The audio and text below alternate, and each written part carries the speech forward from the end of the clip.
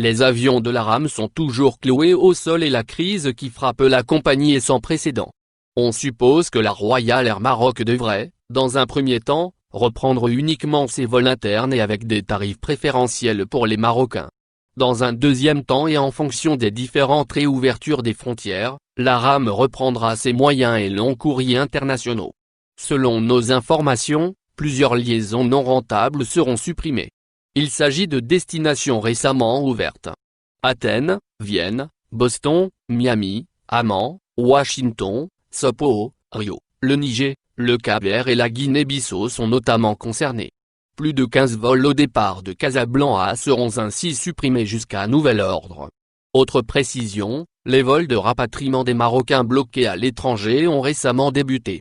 3 vols Alger-Oujda ont été effectués avec 100 personnes à bord, tandis que 3 autres vols étaient prévus ce jeudi entre Oran et Oujda. Quid des vols déjà réservés et payés qui sont annulés? La compagnie nationale a tenu à rassurer ses clients, avec de nouvelles dispositions commerciales effectives depuis le 1er juin. Nos clients disposent de la possibilité de changer de date de voyage et de destination sans restriction et autant de fois qu'ils le souhaitent sans pénalité, pour leur permettre de planifier avec sérénité leur prochain voyage, indique l'ARAM. Et pour les clients qui ne disposent pas actuellement de visibilité sur leurs prévisions de voyage, Royal Air Maroc offre le remboursement de la valeur de leur billet contre un avoir dont la validité a été prolongée pour l'occasion à 18 mois, à compter de la date de son émission. Cet avoir est remboursable à la fin de sa validité pour encore plus de tranquillité d'esprit, ajoute le message de la compagnie qui s'engage à répondre aux questions de tous ses clients.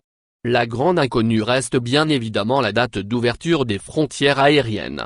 La Tunisie vient d'annoncer la réouverture de ses frontières terrestres, maritimes et aériennes le 27 juin prochain. Il est fort probable que le Maroc attendra un peu plus.